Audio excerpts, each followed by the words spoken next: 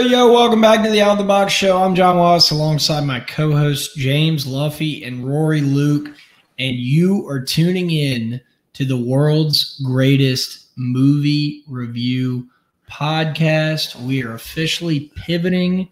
We are going to start this week with rom-coms only. We're gonna break down, the cinematography. We're gonna break down the certain cast members that were casted for each part and determine if they were the best for that, that role. We're going to look at kind of like the time in which the movie came out. Is it a timeless classic? Was it only funny during the time? Because that would be a heck of a lot better than talking about LSU football right now. I think we should start. Whoa. Why do I sound like this? Sound good. Okay. I think we should start off with How to Lose a Guy in 10 Days. Matthew McConaughey, not Brad Cooper. Kate Hudson. Good movie. I'm in on that. Luffy, do you have a favorite rom-com that you want to break down? No. Okay.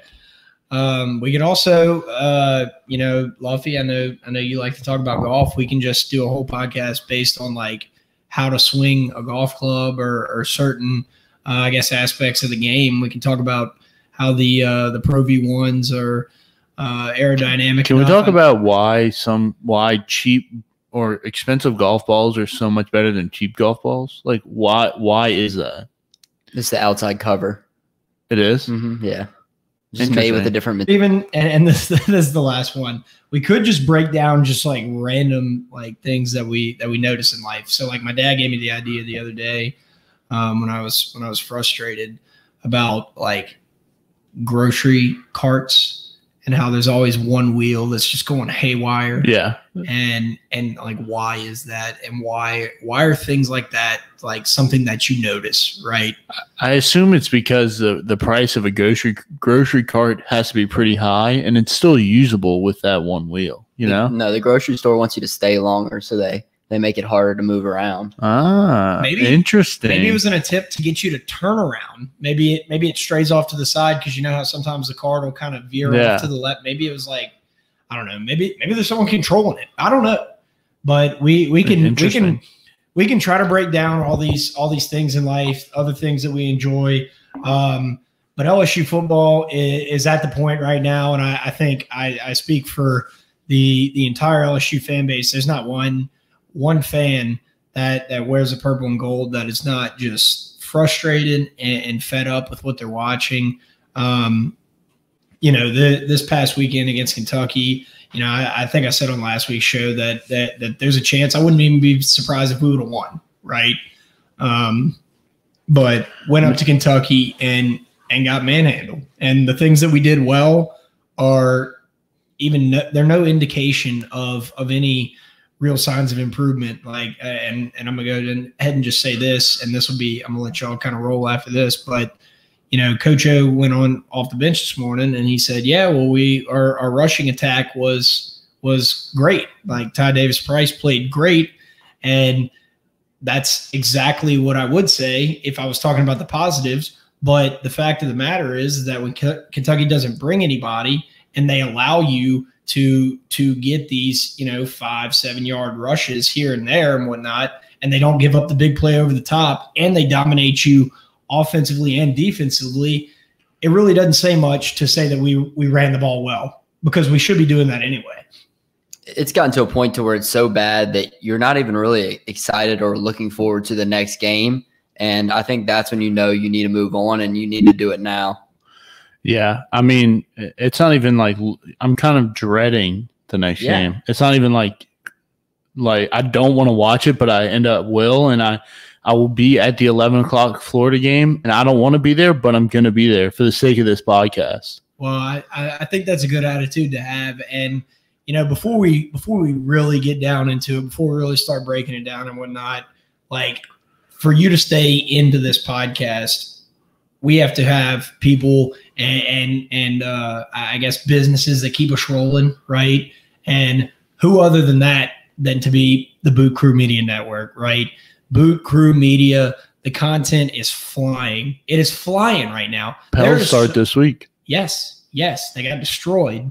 Preseason basketball doesn't matter. I know it doesn't matter, but they did get destroyed. The boys in Propels talk. They are ready to roll. It is going to be an exciting season to say the least, especially after this kind of disappointing LSU football season. People are ready for basketball, ready for LSU basketball, and all that coverage will be on Boot Crew Media. My bad. It's next week.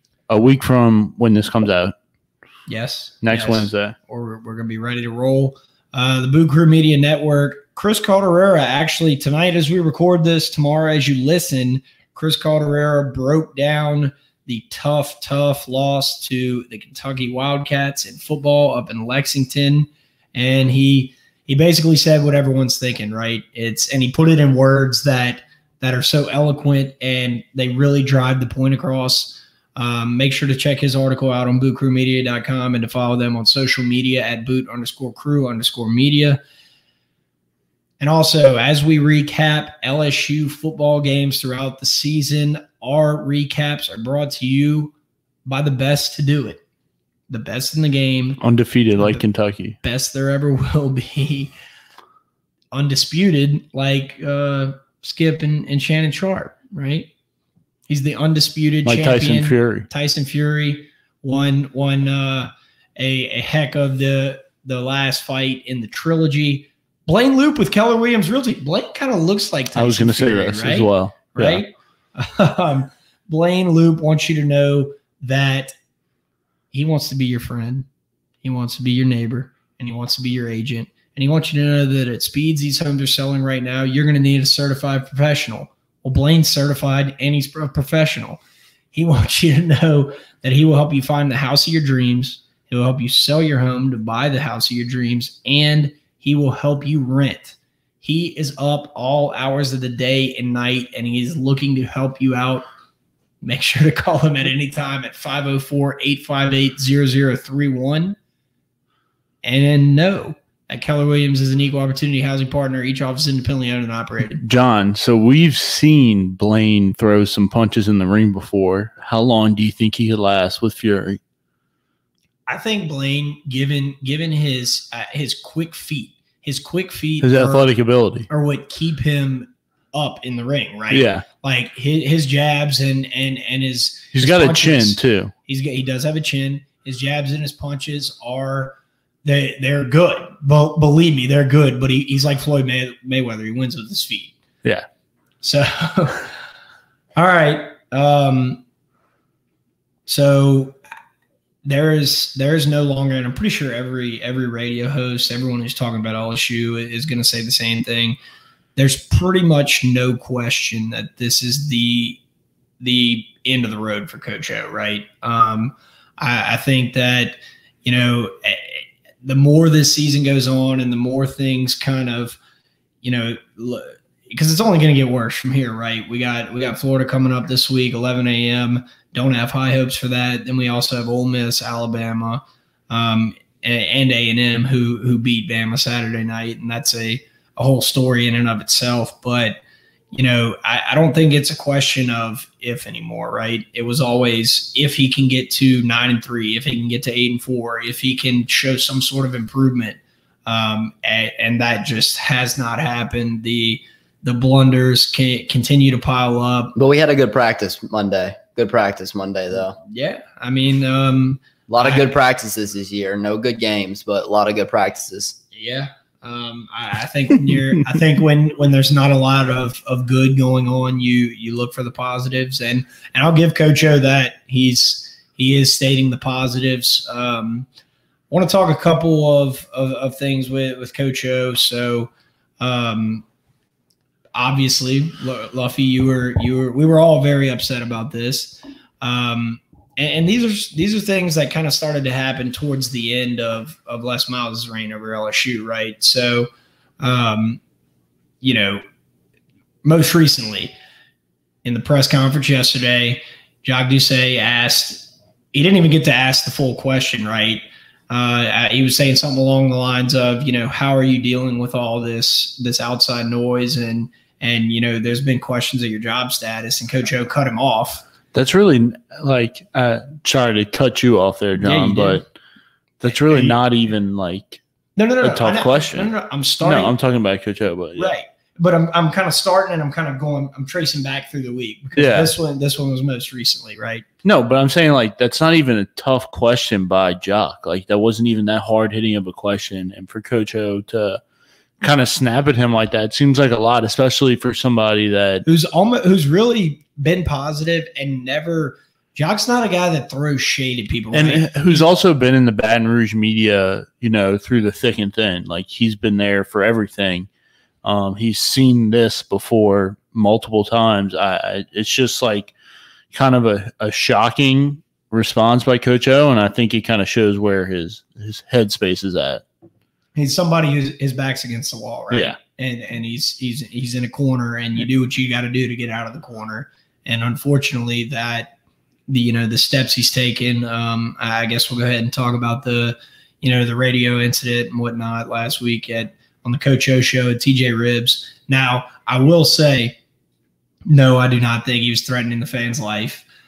And I will also say that there was a similar instance when LSU, I believe, they played Miami. They were playing Miami, in 2018. And a fan chirped at him, and he said the same exact line, right? Yeah.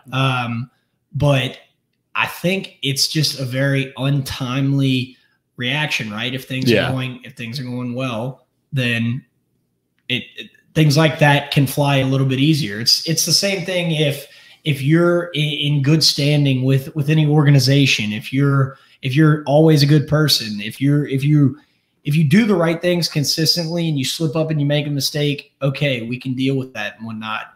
But the list is piling up for Coach O. And like we said last week, we all like Coach O, right? We all like his attitude, his rah-rah and all that. You want to root for him. But this is the end of the line. Look, and Coach O knows it's over. You can tell that he's frustrated, obviously, in the press conferences and before the game. He had a meltdown against Kentucky. I think that's pretty much public knowledge now. You probably heard it on every radio show. And his team isn't responding, and that's why you have to get it. That's why Scott Woodward's got to move on now. And they're probably – I mean, I would assume they're negotiating some sort of buyout right now with him because LSU I don't think is going to pay that full price. And I think that's probably why he hasn't gotten fired, but it must be done before we go play Ole Miss in Oxford. Yeah, I mean, it really has a chance to be kind of embarrassing. It really gives. We need some sort of spark before we have to go up there. Look, Ali Gay's hurt, Kayshawn's hurt. Kayshawn's done for the year. Sting's done for the year. Jay Ward's out. Like this, I mean, it's not only a poorly coached team, but the team is also getting thin. It is, and. I mean, I would like there was a point in time even during this year where I thought going into this weekend it was a winnable game. But I mean, now it just looks like it's impossible. It's going to be impossible to get a team to get ready to play when their coach is on the out and like there's so much turmoil. It's just. And your three best players, maybe your three best players are also out. So let me just kind of ask this question, kind of guide this. Luffy, you are of the mindset that Coach O needs to go now so that we can just rip the Band-Aid off, get things rolling, ready for next year, have an interim, although that there is no clear-cut interim, which some would argue that there never really is. There's never a good time to fire your head guy and ask a guy to step into a role like that. Unless you have Coach O to step into that role. Right. And there have been talks of firing Coach O as the head coach and then hiring Coach O as the interim coach. But I don't think that's going to happen. But so, there are two different schools of thought, right? So what good does it do to fire Coach O now instead of the end of the season? The first thing I think about is the recruiting class so they can know exactly what they're dealing with, right? Yeah, but Coach O's become the distraction for the team, right? Yeah. The team is distracted because O's the coach. Once he's gone, there's no distraction anymore. Yeah, really. I mean, Mickey Joseph becomes the interim head coach most likely, and the team, I'm sure, is going to want to rally and play for him because it seems like he's been doing it for a long time, and a lot of the guys like him. The receivers always talk highly about him.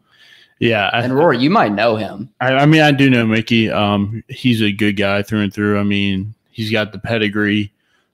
great college football player, New Orleans guy. I mean, Louisiana guy, just like Coach O. He's not from down the bayou like Coach O, but from New Orleans. Just a homegrown kid, and he probably deserves the interim. I think we talked about this last week. I think Raymond probably deserved it the most, but it's just not going to be Raymond because he didn't want it. But I think that he is the easy choice. I think he's the only choice.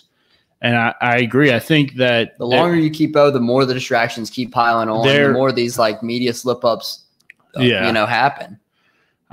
I agree. I think that Coach O right now is the distraction. I think that he's kind of maybe not lost his wits, but he's lost the locker room, and it's slowly slipping away. And I think that the longer he's on the team, the worse this season's going to get. Not saying that I don't know if it gets any better with Mickey Joseph at the helm, but I think it at least gives you a shot. It gives you a jolt of energy maybe.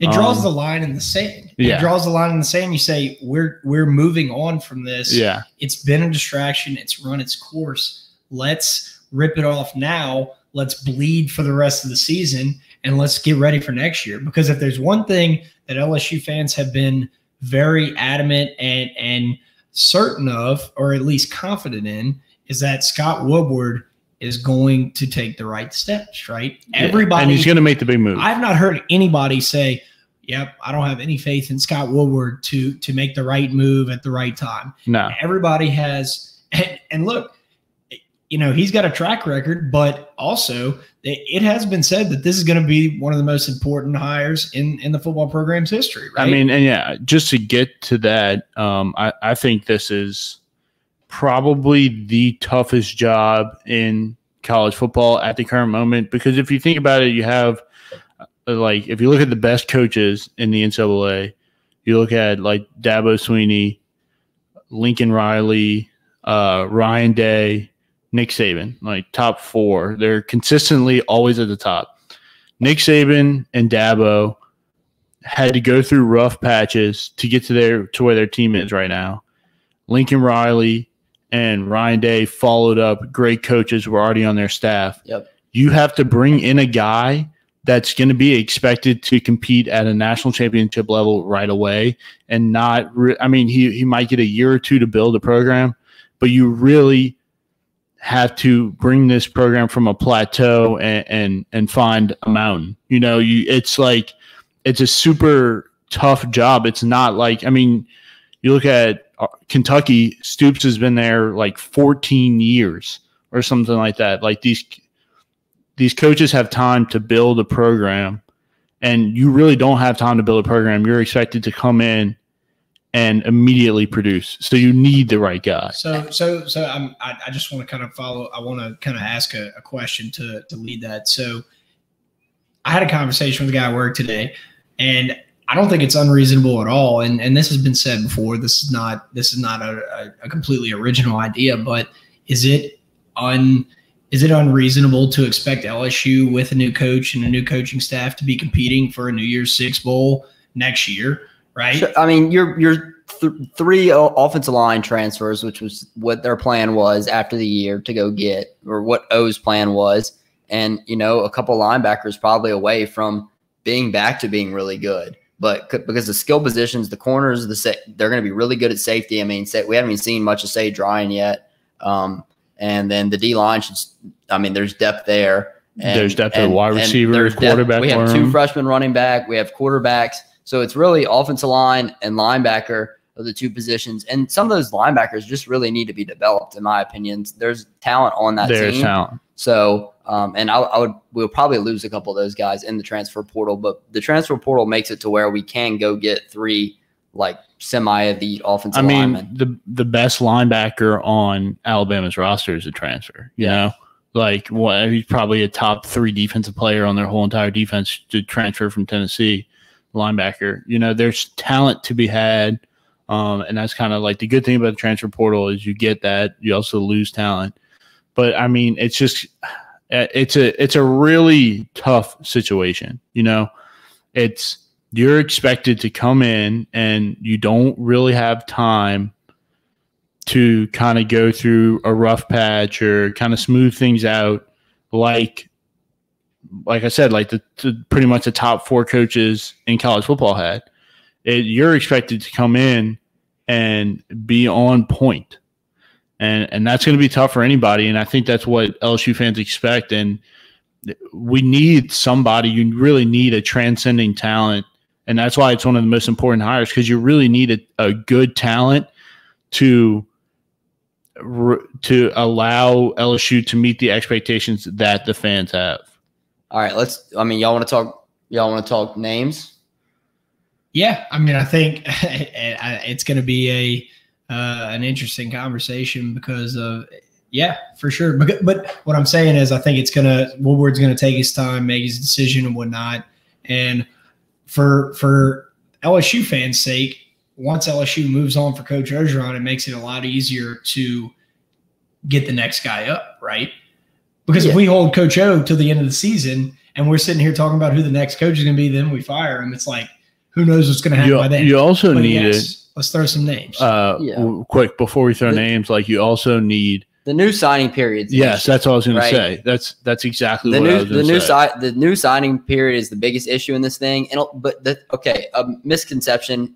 Like, a lot of these kids are committed to LSU, and they're not committed to. They're not committed to O. There's a few kids that are committed to O, but most of these kids are committed to LSU. I think where you lose, where you have a potential to lose kids is that gap. Yeah, is the gap and the position coaches. Yeah. What's going to happen with them? You don't really you build a relationship with O, but you also build a relationship with the position coaches, the Mickey Josephs, the whoever, the position coaches, and that's where those are the guys that you're texting with and you're talking to.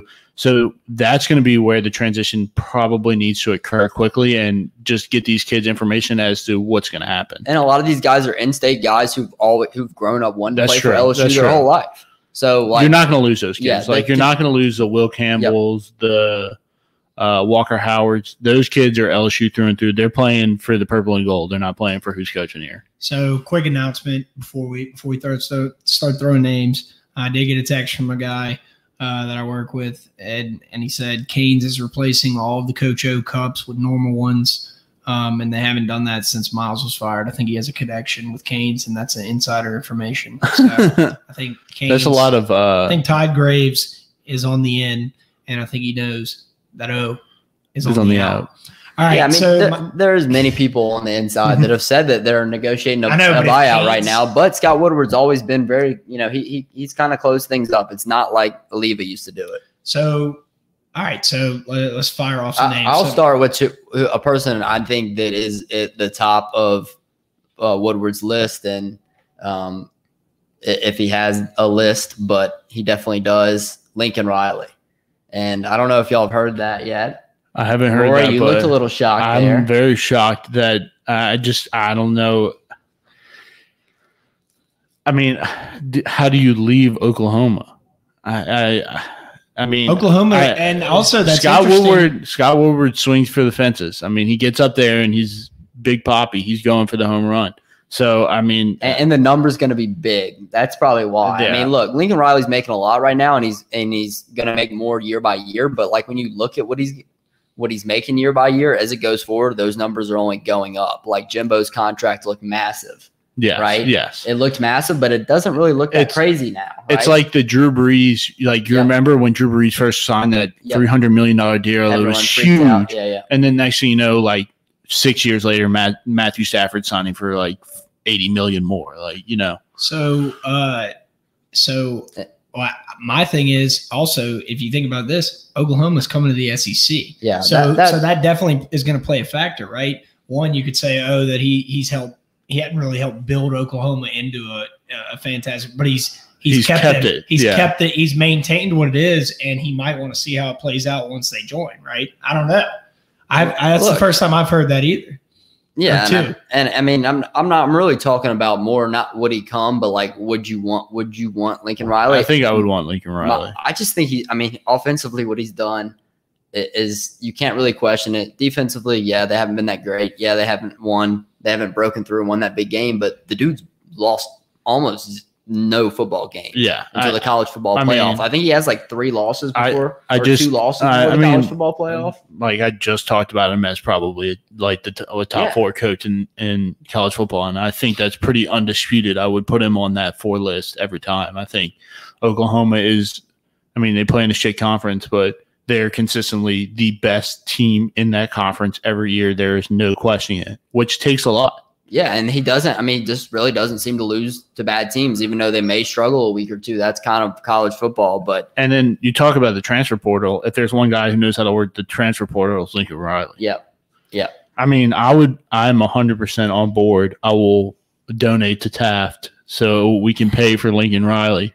Do I think it happens? No, but you can always – a girl can dream. All right, I'm in on that. You're in on that. next guy, or you got something? Well, no, I was just gonna the next guy. This one's gonna be quick. So I walked out, this morning, and I was talking to my dad before I went to work, and he said, listen to me, I'm calling it.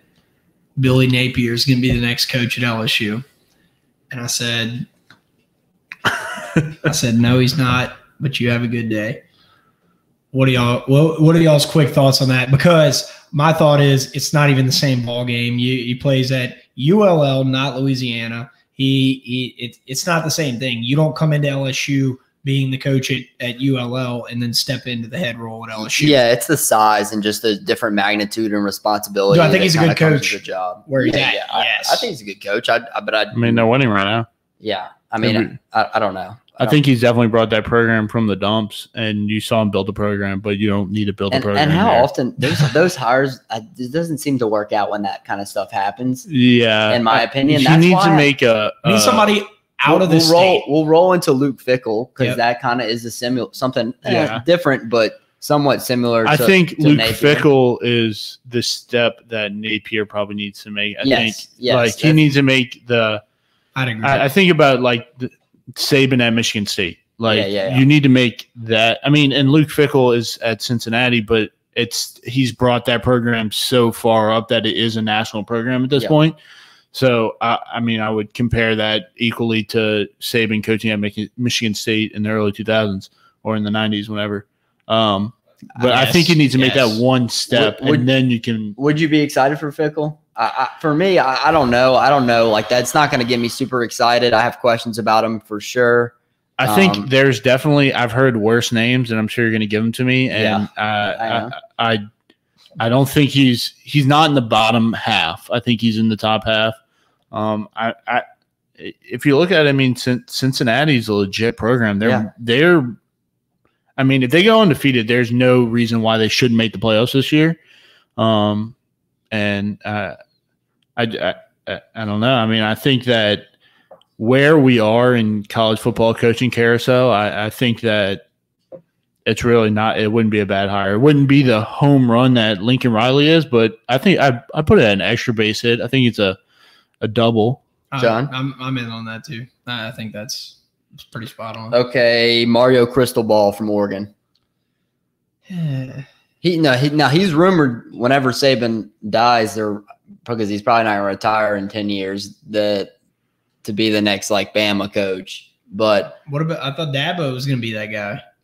It depends. Like, I guess it kind of depends on the timing of Saban, but a lot of people have said that as well. That Mario Nick Saban will be coaching until the day he dies. Yes, I believe that. I mean, so he's different than a guy like Lincoln Riley. He's more of like the manager. He's an offensive line coach, and a great recruiter and like a good team guy, more than that like offensive genius or defensive genius. Yes, that's kind of what he's known for. He's kind of similar to like an O. Yeah, similar. That scares me, dude. My philosophy, and it shows in the results, right? I fully believe that you have to have somebody on offense and defense who knows that side of the ball inside and out, right? And not to say that Cristobal doesn't. I'm just saying to the CEO approach, looking at the track record of coaches that have tried it, I'm a little hesitant at that. Yeah, and a lot of people would argue that Saban And Dabo honestly kind of does do that CEO thing. Dabo does. Dabo does do that CEO thing. Saban not really, because he's so good on defense. Yeah, he's been able to evolve too. Yeah. Also, you see it with like Saban's literally revolving door of assistants. He's just like an outlier. Yeah, he's an outlier. It's hard to even compare him to anything. It's like literally trying to compare people to like Jordan. It will be interesting to see what Dabo does in the coming years, given that he had his little rise to success. But Clemson, I mean, granted they don't have Lawrence, who was a large part of their success and whatnot. But it will be interesting to see them. All right, forward. Quick hit: Saban or Chestnut? Who's a GOAT?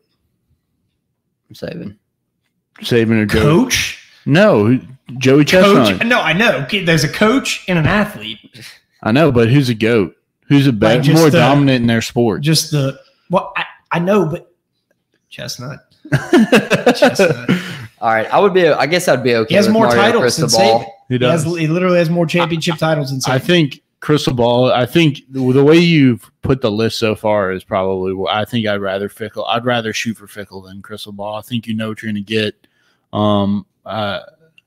He's coached at Oregon since 2019, 2018. Oregon's not even what they were, but John, I want to talk about the Lane train. All right. I want him. I want the Lane train. I like what he's doing at Ole Miss. Ole Miss, he is bringing them up. Yes, they got destroyed the other day. Bounced back. Big win against Arkansas on Saturday, which we'll get to in the House Always Wins segment. I was incredibly furious with the way that game ended up playing out towards the end. But I think Lane has shown that he can be a great offensive coordinator. Obviously, at Bama, like you said, the revolving door doesn't matter as much. But he has stepped into Ole Miss, and in just a few short years, they are on the up and up, I do believe. And I believe that LSU's got better resources than Ole Miss does. And I believe that if he can find the right defensive guy to manage the other side of the ball, I think we'll be in very good hands. I think Lane Kiffin's going to show you why he can be the LSU coach in a couple of weeks here. When he beats the crap out of us. When they score 60 on us, I think he's going to show you why he can be the LSU head coach. And I think Lane knows that there's more talent down here and more resources than he has at Ole Miss, and he has a chance at, he wants to. I think he probably still wants to be a leader of an elite program because he was at USC. He coached the Oakland Raiders when he was young. I mean, he's done so much in his career, and one thing he's always been good at is Alabama, the OC, but he was the head coach of. He was the head coach of the Raiders when he was 30 years old. Yeah, I mean, I could see him. I just think it would be a good fit at LSU. I think the fans would. There's some older fans that probably don't like him as much because of his antics, as a younger guy. But I'll play devil's advocate here. He does know the recruiting area too. I understand that he's a good offensive mind and he's a good recruiter, but we've dealt with antics for the last 3 years or 4 years with Coach O. No, we've dealt with antics for the past 15 years. Yeah. Yes, with Les Miles, but over exactly. So maybe it's time not to have to deal with antics. But over the last 2 years, especially since the divorce, the Coach O thing has been off the walls with the women and things like that. Like just reaching into his private life, and if there's anybody whose private life you do not want to reach into, it's Lane Kiffin's. But I think he got it maybe out of his Urban system. Meyer's as well, but no, that's way Urban's is way worse than Lane Kiffin's. I mean, Lane Kiffin's pretty close. Lane Kiffin got it all out of his system as a young guy. Yeah, that's what they said about Ed too. He's bored. No, Ed didn't have as much fun when he was young, so now he's enjoying himself. No, sure he did, but now that he was big man on campus and whatnot, I don't know. I like Lane Kiffin. I do like Lane Kiffin, and there's definitely worse hires on that list, but it's the antics and like that scares me again because we've seen that, and I think I don't know, like LSU people in general are kind of like a different breed, and they care so much about their head coach and the image and what he's going to put out there, and people will find out that stuff. And I just don't know. You have every right to think that. Yeah, I'm kind of with John. He knows at this point, right? He's just had enough experiences, and then he got to see how Saban did it last. And I think that's true. He's had enough experiences. He get to see how Saban did it. He's part of the tree. Yeah, he's part of the tree now, and which has been broken finally. And so I do think Lane Kiffin would be a solid hire. Let's move to the guy who just beat St. Nick, Jimbo Fisher. He will be probably getting a phone call just because everyone says him and Scott Woodward are, good buddies. Him and Scott Woodward are good buddies. I don't really want Jimbo. I'll just say that. I don't want Jimbo either. I don't think so. I don't think we even need to spend a lot of time on that. I don't think Jimbo would be bad. I just don't think he would be great. I think we'd just be Texas A&M. I mean, and I don't want to be Texas A&M. I'd rather have I'd rather have Fickle. Well, you also got to think, and not that money's a real huge money's a huge deal, right? But not in this sort of setting. You'd have to give him a pay raise. Yeah. To come to LSU. Why would he leave his $75 million contract over at A&M? Well, I think he's going to take the phone call to get a raise. Yeah, sure. At worst. Sure, he's going to leverage his position at Staples, and he's gonna pull the old. I can't even remember the guy's name from The Office, but say what you want about Michael Scott, he would have never done that. All right, James Franklin from Penn State. I think James Franklin is USC. I don't think he wants to come here. While I wouldn't mind James Franklin, I think what he's done with Penn State is very good. Penn State's a playoff team this year with Ohio State losing one game. Again, he's the second best coach in his conference. Oh, wait, no. Did Penn State lose this weekend? Yeah, they lost to Iowa. So I put it on them. Actually, they didn't. They won by 3. I was actually at a wedding, and I had Iowa -2.5. And before the wedding, they were losing. And then after the wedding, if you watch that game, literally Penn State's backup quarterback went in and they could not move the ball. But I like James Franklin. I think he's a top probably 10 to 15 college football coach. Penn State's always up there. They're always good. They started 0-5 last year, but yeah, it was a tough year last year. But I don't think he wants to come to LSU. It was a COVID year. I think he takes a USC job. Yeah, I don't know. I'm not really. I don't want Franklin, to be honest. I think he's okay. I don't think he's bad, but I don't think he's the guy LSU's looking for. There's better hires for sure. All right, Bill O'Brien. No.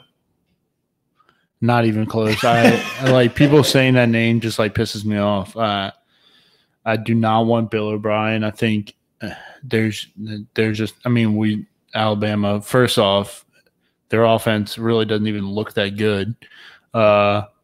And he's the offense coordinator, but also I don't think Bill O'Brien can recruit at a head coach level. Some people are joking, but a lot of people on that website, I swear it's amazing how people. Did you see the one? Some people live and die by Tiger Drop. Did you see the one today that was you think we could hire Joe Burrow away from? Right. That one was definitely a joke. All right, Sark. I don't know why he only 1 year after being to Texas. I don't know why he would want to leave Texas, right? No. They were kicking the crap out of Oklahoma. I'm not asking though. Why would he want to? Yeah. Okay, you're okay. I think this is tough for me to say, but I think Texas is probably a more prominent job than LSU. That's tough to say on an LSU podcast, but I'm just being real. I don't think so. Just because Texas has been low. I agree, but I think a hot job right now. And there's 9 guys that are your boss. Yeah, right. That's true. But just Texas is. I think as a program, I think the tradition probably a bigger program than LSU. Maybe some more money and whatnot, but I think there is not a sweeter job coming up this season. Oh, no. I think LSU is 100% better job than USC. All right, I got one, y'all. I definitely have not heard. Matt Rule. What if the Panthers continue to struggle and he gets on the hot seat? And Joe Brady steps into the head coaching role in Carolina? Matt Rule. Honestly, I'll go ahead and go first. I think the Panthers are doing a little bit better this year and whatnot, but I think that is more of a result of Joe Brady. Well, the Panthers lost like their whole team, so they're about to kind of tank down, which they had the last 2 weeks. They've struggled. But I don't think Matt Rule. I think Matt Rule. One, I don't think he would come back to college. I think he's an NFL guy now. That's a yeah. I know that's just your spitballing. I don't know how I would feel. I think coaching at LSU and coaching in the NFL are two completely different monsters. Even coaching at Baylor is a different monster than coaching at LSU. Sure. Yeah. And I think the reason Saban couldn't pan out, and the reason I think Urban Meyer is not going to pan out in the NFL is just the type of coaching you need in the NFL is much more relaxed. You need to talk to players not like they're your son, but like they're 30-year-old men, because they are 30-year-old men who make more money. And people will argue that's why Bill O'Brien struggled, because he couldn't control every factor of everything. Yeah. And that might be true, but I still just don't – I don't want to see Bill O'Brien walking around. What about – I'm just going to bring a name up that I don't think is going to be up there, but like what about – I have to look it up because I'm on the top of my head. I got a name real quick. Yeah. Rick Weiss. What do y'all think of Coach Weiss? Coming in, he coached at the lower levels. That's Boston College. Dude, no. What's the Boston College Corey, guy's do you name? know what I'm talking about? Is that the guy from the movie? What's the Boston College guy's name? From the movie. I could see you smiling. Rick Weiss came in to save the Division III football team. What's the Boston College guy's name? I don't know. I don't want that guy. He's a good coach, but it's the same thing for me. Like with Halfley, I can remember his name. I have another name, Dave Aranda. John, I know you want Dave Aranda. No, I think that ship has kind of sailed with LSU. I think he, honestly, I think we said it last week. He's more of a coordinator. He's starting to realize that in his head. He's more of a coordinator. I don't even think he wanted to leave LSU. I think he didn't like Coach O. I think so too. All right, I got one for you, John. Gabe Fertitta. Bring him back. Bring him back to Baton Rouge. The man can recruit. The man can recruit. We know that. Wow. I think Coach Fertitta is a good coach. I think hiring an analyst right now in his first college coaching gig is probably not the best guy. The man can for the recruit. Head coaching job. I do think he was a fantastic coach at Gavagai when they won the 4 state championships. Because he can recruit. I think they beat Brother Martin every single year. And except for I'm very proud that my school is able to do that. Am I missing I don't think you're missing anybody. But guy. What about – I'm just throwing spitball in here. And a guy that I personally like. What about Sam Pittman? How would you feel about it? Yeah, I don't know. That's tough. I like Sam Pittman. I think he plays. His team, like Arkansas, plays hard. Yeah. And I think that's what he gets out of players. But I mean, I don't think he's leaving Arkansas. He just got there. So, but I think Arkansas was in such a low position. You obviously saw it. Brad Davis. I mean, he hopped LSU so fast from Arkansas. And Brad Davis was hired by Sam Pittman, which probably means that he is Sam Pittman's offensive line coach. But I digress. I don't think he would leave Arkansas, but I wouldn't mind Sam Pittman. I think he's a hard-nosed ball coach. I would say no to Pittman. And I don't think Woodward will pursue him, but I don't know. I don't think we would pursue him either, but it's too little of like a sample size from him. I just wish I could be a fly on the wall or inside Woodward's head. I want to know what that guy is thinking, because the dude has essentially done the impossible, right? Hiring Kim Mulkey away from Baylor, three-time national champ. His track record, Jay Johnson, I don't think you're not going to catch anybody who's an LSU baseball fan that is upset with how he stepped into that role, right? We haven't seen a single bit of baseball that he's coached, but this wasn't like the Coach O hire where it almost felt like settling, right? Like every hire has been calculated. It has been well thought out. And I can tell you one thing, and this is why I think we may or may not get Kiffin, kind of like Rory was saying, like, he doesn't want the antics. That is not his style. Yeah. And I guarantee whoever steps into this role will have a much shorter leash than Coach O, right? Because Coach O wasn't hired by Woodward, and he won the Natty, and that was great and all, but it's time to move on. And I don't think you're. I don't think he would have a shorter leash. I think Woodward's going to at least give his guy a shot because he doesn't want to be told he hired the wrong guy, like anybody wouldn't. But the people bring up his track record. Like, that's why I think he's going to go after Lincoln Riley, because he hired Buzz Williams away from West Virginia. And no one thought. I agree. I agree. I think he just thinks. I think he's going to go after his top guys. Like, he's not going to like settle. And I don't know where that ends on like what his list, but like he thinks he can get anybody in the country. Yeah. Like, there's not anybody, that's off limits. And he's quiet. I love that. He's quiet. He's calculated. You don't have him. He's never in the news. Why would the athletic director need to be in the news doing interviews? Why do you need to see that? You saw it this year as well with Vitello, like with Tony Vitello. I mean, he swung for the fences. He missed, but he swung. He's going to swing. Yeah, he did. I mean, and he ended up getting a raise, correct? Yeah, he did get a raise. Yeah, so you're either gonna when you see a couple coaches get a raise, it's because we were trying to hire him. Yeah, you're either gonna get a raise or you're gonna come here. So yeah, the LSU's coaching service will probably get, if we don't land Kiffin or Jimbo, it'll probably get both of them a raise. Yes. Yeah. And possibly Lincoln Riley. Yeah. I don't know if you're Lincoln Riley. How can you leave Caleb Williams after what you just saw, though? I mean, man went off. For Walker? No. We're going to get to that. But before we do that, we need to talk about Workbox. Workbox. Let me tell you, man, tailgating is still a thing. Tailgating is still very much a part of the fabric of Louisiana. Although the football team stinks this year, you can still get out there and tailgate. And you know who can help you tailgate? Workbox. If you need a porta potty, portable luxury restroom rentals, roll-off dumpsters, storage containers, they're Louisiana's leader in this service. You have to call Martine at Workbox. They're the best. They have the cleanest porta potties. John's been testing them out.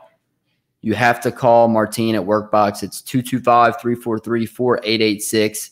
If you need anything, if you're redoing your house and need a storage container, or if you need a dumpster, if you need portable toilets, portable restroom rentals, or storage containers, call Martine at Workbox at 225-343-4886.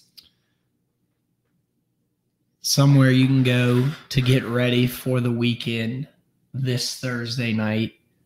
DJ Rory Luke in the booth at the House Bar in Tigerland.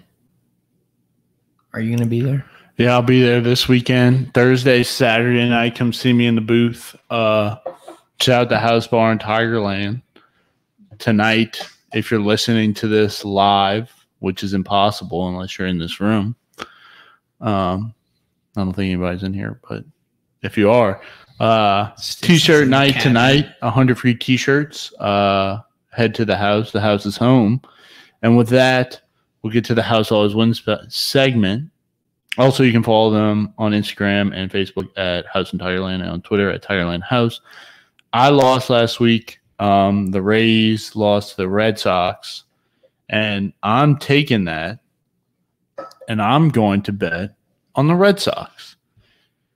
Give me the Red Sox series head-to-head to beat John's trash. John, this is a battle of your two teams.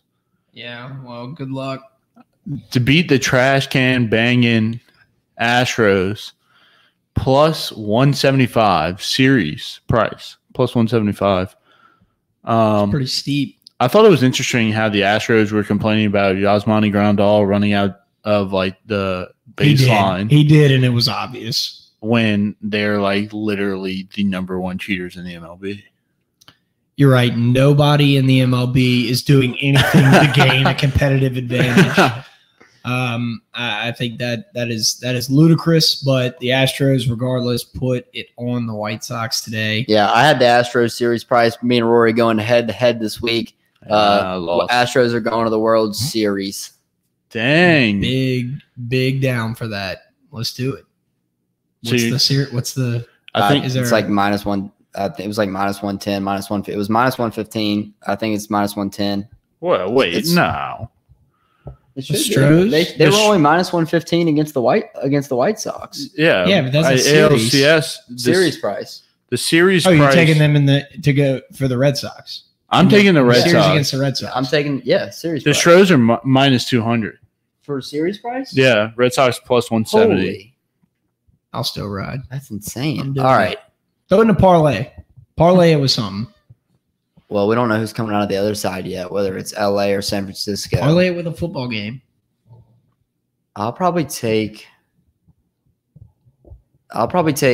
whoever wins LA San Francisco series price to beat the Braves, right? I don't know. Yeah, Braves. Sounds like you weren't really prepared for this segment. Braves just won. I won last week. He did win last week, and he's also still on his victory high. So why wouldn't you just take the winner of that Houston to make the World Series? Interesting. Wait, what do you mean? So bet on the two teams in the world to make the World Series with Houston. And then Dodgers or Giants. Then you'd have plus odds on that. Yeah. So whoever wins so series. It's a parlay with open spots. Yeah. So you're going to parlay the series price, and we'll have an update for that next week.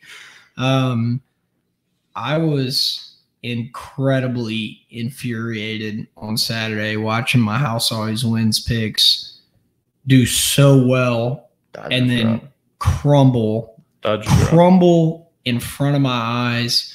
I was out of town and I was watching the Ole Miss and Arkansas game on an iPhone, and Ole Miss was winning 52-45 with 4 seconds left. Actually, with 1 second left, and Arkansas threw a touchdown pass to make it 52-50. And naturally, I had Ole Miss -6.5, and so that was messed up. Had a chance if they went to overtime, but what does Arkansas do? They decide to go for 2, so that way they either win or they lose the game right there to win the game. So it's 52-51. I said 52-50. It was 52-51. So Arkansas completely destroyed the chances of even trying to cover in OT. And Arkansas ended up losing the game. They could have done exactly what they shouldn't have done and thrown the pass, and the result would have been the same. They still would have lost. So that sucked. And I